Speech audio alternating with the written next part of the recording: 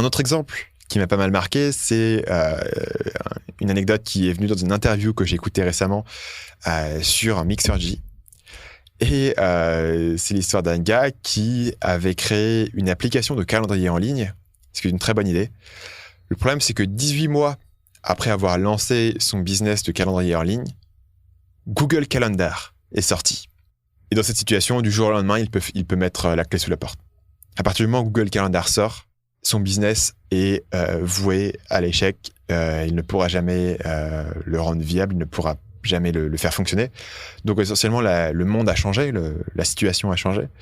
Et dans ce cas-là, il faut être capable d'admettre rapidement que le plan a changé et que les choses doivent être abandonnées.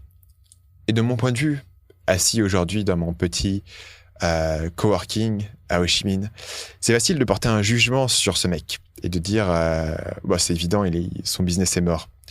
Pensez au mec qui a passé 18 mois à travailler jour après jour sur son business et qui doit accepter du jour au lendemain que c'est fini, que voilà, on met le plan à la poubelle, on passe à autre chose. C'est pas facile. Et c'est pour ça que l'élément suivant que je voulais mentionner avec vous, c'est l'idée de la régulation émotionnelle. La régulation émotionnelle, c'est la première compétence qui est importante si vous voulez avoir tort.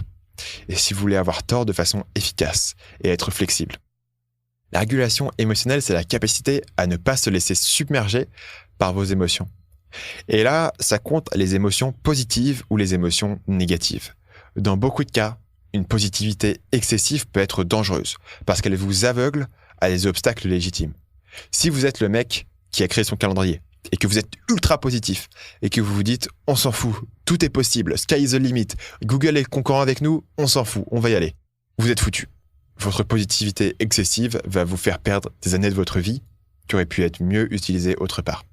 Et bien sûr, cette histoire se finit bien puisque derrière, il a monté d'autres business et il a eu du succès autre part. Et donc, ce qui est important de mentionner, c'est que la régulation émotionnelle, ce n'est pas refouler vos émotions. Au contraire. Parce que si vous voulez refouler vos émotions, vous allez prétendre que tout va pour le mieux. Et vous allez refuser de mettre à jour votre vision du monde. Et ça, comme on l'a vu, c'est dangereux. Salut, c'est Stan, j'espère que vous avez apprécié cet extrait du podcast Marketing Mania. Bien sûr, vous pouvez retrouver l'ensemble des épisodes du podcast, y compris les instructions sur comment vous abonner sur l'application Apple Podcast ou sur votre téléphone Android en vous rendant sur mon site à l'adresse marketingmania.fr/podcast. Je vous ai mis le lien dans la description de cette vidéo.